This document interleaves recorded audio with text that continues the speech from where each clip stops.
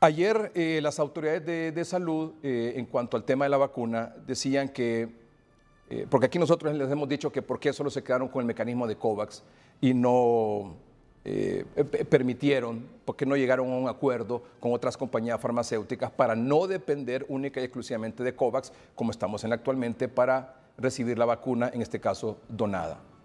Y las autoridades al inicio, la semana pasada, dijeron que es que había un problema legal de la ley que impedía en aquel momento llegar a un acuerdo con AstraZeneca y otras compañías farmacéuticas. Acuerdo que, por ejemplo, sin embargo, sí llegó el Seguro Social por su lado. Tan es así que las únicas vacunas seguras que se tienen, con fecha y todo, y cantidad para el país, son las que firmó AstraZeneca con el Seguro Social desde el año pasado, que es para beneficiar, usted sabe, 700,000 personas afiliadas al Seguro Social. De ahí estamos a la espera de lo que nos diga COVAX, porque son más de 100 países los que van a recibir este beneficio y depende de muchos factores, ya usted lo sabe, de producción, de demanda, de que otros países también sigan donando y es una cuestión que no se tiene certeza de cuándo, a partir de cuándo viene la vacuna y lo demás. Pero las autoridades de salud dijeron ayer que no habían llegado a un acuerdo con AstraZeneca prácticamente porque hacerlo con COVAX era más barato que hacerlo con AstraZeneca. Veamos lo que dijeron. En el caso de la vacuna COVID de AstraZeneca, pueden observar esa diferencia de precios que, aunque no es tan marcada y significativa con el resto de vacunas, sí representa un costo importante desde el punto de vista económico. Entonces, el voto rotatorio nos ofrece vacunas de calidad, precalificadas por la Organización Mundial de la Salud, seguras, eficaces y a un precio muy bajo en comparación con compras bilaterales. Quiero decir un par de cosas al respecto. Con AstraZeneca, por ejemplo, esta compañía farmacéutica, tienen acuerdos bilaterales.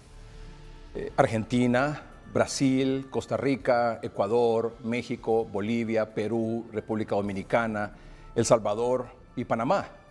Con Pfizer, por ejemplo, otra reconocida compañía farmacéutica en el asunto de las vacunas, tienen acuerdo bilateral Costa Rica, Panamá, Colombia y Chile.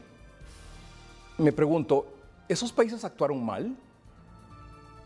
¿Fueron tontos al comprar una vacuna quizás más cara? Porque muchos de esos países, si no es que todos, también tienen acuerdo con COVAX. Incluso Costa Rica, por ejemplo, tiene acuerdo con Pfizer, AstraZeneca y COVAX. Y hoy la mayoría de esos países ya están vacunando. Esos países garantizaron desde el año pasado por contrato sus vacunas en la cantidad y fecha establecida en los contratos y no están esperando ahora la llegada de la vacuna vía donación, que es la vacuna de COVAX. El ahorro que se planteaba ahí es de 37 lempiras. Me parece un ahorro pírrico en función de lo que cuesta atender hoy a un paciente en un triaje, por ejemplo. Ya no digamos en un hospital o en una unidad de cuidados intensivos. Por ejemplo, ¿cuánto cree usted que cuesta el equipo de protección personal? Los medicamentos, la logística, el pago al personal, ya ve que se les debe. El producto de limpieza, la mascarilla, los oxímetros, etcétera, todo lo que se requiere para atender a un paciente sospechoso de COVID o confirmado. Por donde quiera que se vea siempre, prevenir es más barato que curar. Se debe invertir más en prevenir y así gastar menos, evidentemente, en tratar y curar a los pacientes. En las actuales circunstancias, por ejemplo, no se pueden tomar decisiones bajo presiones o costos unitarios que poco tienen que ver con la eficiencia en el abordaje de la pandemia y sobre todo con la buena práctica médica.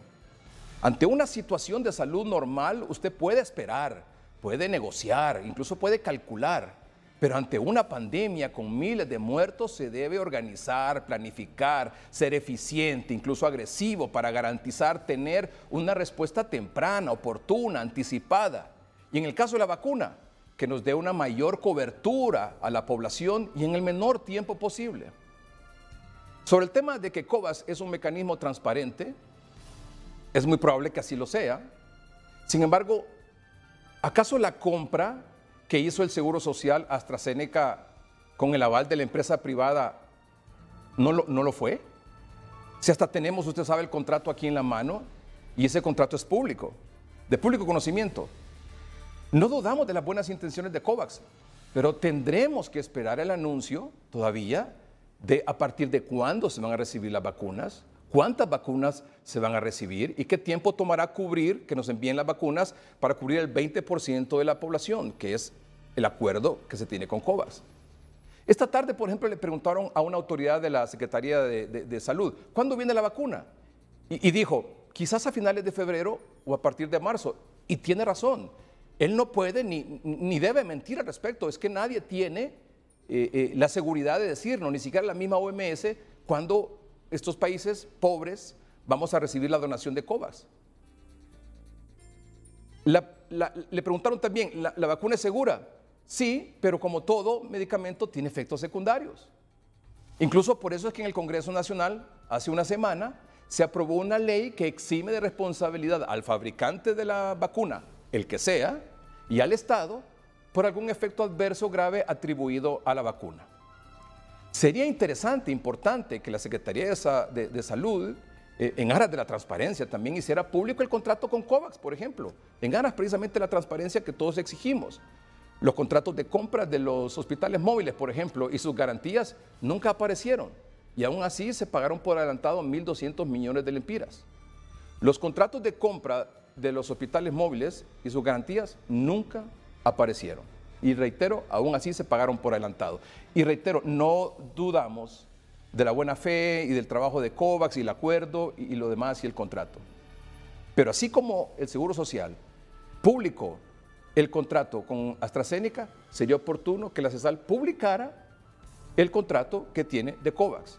Y sobre el tema del suministro, quiero mostrarles lo que dijo hace unos momentos el es el director general de la Organización Mundial de la Salud. Por eso es que otros países hicieron esos acuerdos bilaterales, porque depender de la donación, ya usted sabe todo lo que eso implica. Pero vean lo que acaba de decir hace unos minutos el director general de la Organización Mundial de la Salud. El director de la OMS alertó hoy en la Asamblea Parlamentaria del Consejo de Europa de que el 75% de las vacunas ya puestas se concentran en solo 10 países y reclamó que la campaña de vacunación sea igualitaria. Las vacunas contra COVID-19 se están administrando en 50 países de todo el mundo, casi todos ellos naciones ricas. El 75% de la dosis se han desplegado en solo 10 países, dijo durante un debate sobre las consideraciones prácticas de la vacuna contra el COVID-19. Según Tedros, no sería correcto que los adultos más jóvenes y sanos de los países ricos se vacunen antes que los ancianos y los trabajadores sanitarios de los países pobres. Espero que lo entiendan.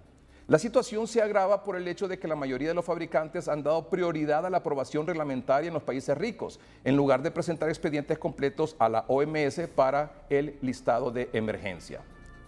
El directivo de la OMS se mostró preocupado por el peligro real de que la vacuna solo lleve esperanza a los países ricos, mientras que buena parte del mundo se queda atrás, y afirmó que los acuerdos bilaterales entre compañías y países están provocando una carrera de precios. La equidad de la vacuna no es solo un imperativo moral, acabar con la pandemia depende de ello, añadió Tedros, que en su intervención telemática criticó directamente a los países que han comprado más vacunas de las que necesitan. Para el director de la OMS será crucial que el programa COVAX, la iniciativa internacional para llevar esta masiva campaña de inmunización a todos los países, reciba esas dosis extra pronto y no los restos que quedarán dentro de muchos meses. Entonces, ese es parte del problema de estar solo sosteniendo la peña con una vacuna que el mismo señor Tedros no puede decir cuándo va a venir. Por eso otros países que sí hicieron acuerdos con X o Y compañía farmacéutica de forma directa, ya están vacunando. Sobre ese tema, el ingeniero Efraín Farach es especialista en modelos de negocio. ¿Cómo ve la situación, ingeniero? Buenas noches. Buenas noches, licenciado Edgardo Melgar, a su distinguida audiencia. Gracias por la invitación. Le preguntaba, ¿cómo ve esta situación sobre el tema de la compra de la vacuna? El día de ayer, martes 26 de enero, las autoridades en una comparecencia se enfocaron en dos métodos de compra la vacuna para la población hondureña. Uno mediante una negociación directa con AstraZeneca, que el valor es de $4.13 que corresponde a 100.24 lempiras, y la otra mecánica de compras a través de COVAX, mediante el fondo rotatorio, que el valor consiste en 2.60 de dólar, equivale a 63.10 lempiras. La diferencia entre ambos mecanismos de compra es de 1.53 de dólar, que equivalen a 37.13 lempiras de diferencia. No se puede justificar esos 37 lempiras de ahorro debido a que no tenemos un contrato, un convenio que marque los términos de referencia y que nos haga entender y saber las fechas de los lotes de la vacuna para empezar la planificación. Esos 37 lempiras no valen la vida de un ciudadano. Para el caso, una mascarilla KN95 cuesta entre 30 a 40 lempiras, un bote de alcohol cuesta 42 lempiras y así sucesivamente. Pasamos a la segunda filmina. Y aquí hace referencia a lo que es la compra de la vacuna. Actualmente la población en Honduras en el 2021 alcanza ya los 9.5 millones de habitantes. Ya la CESAL distribuyó los habitantes que sí son elegibles para la vacuna y la población que no es elegible para la vacuna. Para el caso, la población que no es elegible para la vacuna representa el 39.5%, que equivale a 3.7 millones. Esto lo componen las mujeres embarazadas y la población menor de los 18 años, esto por la condición de la vacuna. Pero la población que sí es elegible para la vacuna alcanza el 60.5%, que equivale a 5.7 millones. Si las autoridades hubiesen comprado directamente con AstraZeneca bajo el escenario de 4.13 dólares por vacuna, se hubiese invertido 23.6 millones de dólares, que representa 99% menos la cantidad que se invirtió en los hospitales móviles hace 10 meses que aún no están en funcionamiento. Y con esto hubiéramos asegurado vacunar a 5.7 millones de personas que sí son elegibles para la vacuna. Esto nos lleva a la tercera diapositiva, que al tener complicaciones en el término de la vacuna, la población hondureña, las autoridades y el gobierno deben abordar el tema del tratamiento profiláctico y preventivo. Para el caso, estos son los costos semanales que representa cada fase del COVID-19 en los pacientes. La fase de un tratamiento profiláctico preventivo anda entre 2.000 a 2.500 semanales.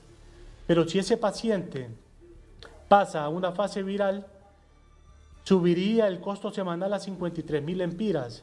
Esto representa 2.000% de incremento. Si el paciente pasa a una fase pulmonar, equivale a un 90% de la fase viral. Y así sucesivamente la fase inflamatoria, que equivale a un 350% de la fase pulmonar, hasta que el paciente llega a unidad de cuidados intensivos, donde el costo semanal alcanza 1.600.000 lempiras, que eso es lo que le cuesta al Estado en este caso. Luego tenemos el comportamiento mensual del COVID. Es necesario que las autoridades y la población en general entienda cuál es el comportamiento que está teniendo el COVID-19 en Honduras mes a mes. Con los 2.413 casos que se han sumado sin un soporte correspondiente a nivel de correlativo, fecha, edad, género, municipio y departamento, el mes de enero ya se convierte en el tercer mes con mayor cantidad en casos. Y en el 2021 se está generando un promedio diario de 685 casos y 11 muertes confirmadas por el Estado. Con estos datos proyectamos que enero se convertirá en el mes con mayor cantidad de casos, arriba del mes de julio, quien lidera en este momento un 5%, que equivaldrían a 1.200 casos de diferencia. Tenemos la curva acumulada en casos y muertes que no presenta ningún aplanamiento. Al contrario, mientras se incrementan la cantidad de pruebas aplicadas y procesadas, de esa manera subirá la tendencia de dicha curva. La necesidad de prestar atención para aplicar efectivos cercos epidemiológicos. En el último mes, el comportamiento del virus, en la siguiente filmina, presenta un comportamiento muy agresivo y se muestra en imagen los 26 días de cada mes desde el mes de marzo de 2020 que comenzó la pandemia. Y podemos observar que en el mes de enero, en comparación con diciembre, se presenta un incremento en pruebas del 60%.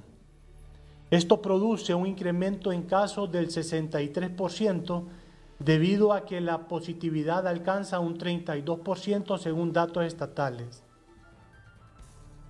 En la siguiente diapositiva podemos observar que los modelos predictivos proyectan para las siguientes 2 semanas un incremento acelerado en casos y un incremento importante en muertes, a pesar que el nivel de su registro e inconsistencia en los datos amplían el margen de error. Para el caso, la Asociación de Funerarias de Honduras reporta un 144% más muertes que las reportadas en este momento por las autoridades hondureñas.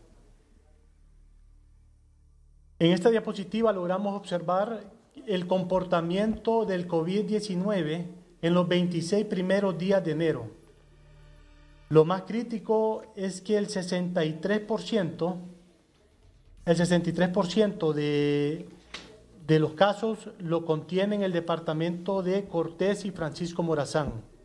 El 70% de las muertes se concentran en estos ambos departamentos. Posteriormente, observamos la tasa de letalidad, que actualmente es del 2.4%, y observamos departamentos como Copán y Comayagua, que casi duplican esta tasa de letalidad, y esto es en los últimos 3 a 5 meses. Actualmente el 50% de los departamentos están en zona roja, o sea que la tasa de letalidad está arriba de la tasa de letalidad país. De acá la importancia de mantener y reforzar todos los centros de triaje y las brigadas médicas a nivel nacional por parte de las autoridades. También tenemos un comparativo con los principales indicadores en los países de la región de Centroamérica. Se observa en la imagen que Honduras ha sido el país en 320 días de pandemia que aplica la menor cantidad de pruebas. Para el caso, Panamá aplica un 340% más pruebas que Honduras, que equivalen a 1.200.000 pruebas de diferencia. Y El Salvador aplica un 86% más pruebas que Honduras, que equivalen a 320.000 pruebas de diferencia. Observamos la positividad, que en Honduras es el dato más elevado con un 39%. Esto indica que presenta un 18% más alto que la positividad promedio en la región de Centroamérica, un 20% más alto que Panamá, un 31% más alto que El Salvador. Posteriormente podremos observar que Honduras es el país con la menor población tamizada, con apenas el 4%. Ya Panamá alcanzó el 38% y El Salvador más del 10%. Y por último, la tasa de letalidad. Nos encontramos arriba actualmente que la tasa de letalidad promedio en la región de Centroamérica, sin contabilizar el subregistro de datos. A nivel de conclusiones, me gustaría enfocarme en lo que hablaba el licenciado Melgar, donde la compra mediante negociación directa del Instituto Hondureño de Seguridad Social está respaldada por un contrato y con fechas definidas para recibir cada lote. 2. La diferencia por vacuna de 37.13 que se genera por mecanismo de compra directa en relación al fondo rotatorio no justifica ningún ahorro correspondiente, porque no se tiene definido un contrato y fecha para comenzar la vacunación, a pesar que el fondo rotatorio ofrece transparencia en la compra. Tercero, a la fecha no se conocen los tiempos y cantidades del 20% de donación y del 20% de compra por parte de la CESAL. Cuarto, esto nos lleva a una importante pregunta: ¿por qué el resto de países de Latinoamérica y principalmente en Centroamérica ya comenzaron su proceso de vacunar a la población y en otros países están a la espera de las dosis necesarias? Por último, el comportamiento del virus en Honduras está muy agresivo y esto afecta a la población y economía en general. Es de alta importancia resolver el tema de las vacunas en el país a brevedad posible. Y a nivel de aportes, son 4. Sería un riesgo el cierre de triajes y el fin de las brigadas médicas, que son las herramientas fundamentales para la contención y atención comunitaria. En 320 días de pandemia, Honduras es el país en Centroamérica que aplica la menor cantidad de pruebas, con la positividad más elevada y con la población menor tamizada. Esto hace necesario comenzar a la brevedad posible la vacunación a ese 69.5% de población elegida. Toma más fuerza la propuesta que este medio de comunicación ha desarrollado de implementar un grupo consultivo que se integre con expertos en cada área y que tomen decisiones diariamente antes que se presenten los problemas, sin cerrar la economía, porque traería un perjuicio adicional al país. Y a criterio personal, las autoridades no deben continuar inyectando más recursos en hacer funcionar hospitales móviles que no servirán para la causa. Es este momento importante para focalizar todos los recursos en asegurar a la población la vacuna en el menor brevedad posible. Ingeniero Efraín Farash, muchas gracias por su análisis. Esta noche aquí para Noticiero Soy Mimo y para nuestros amables televidentes. A sus órdenes.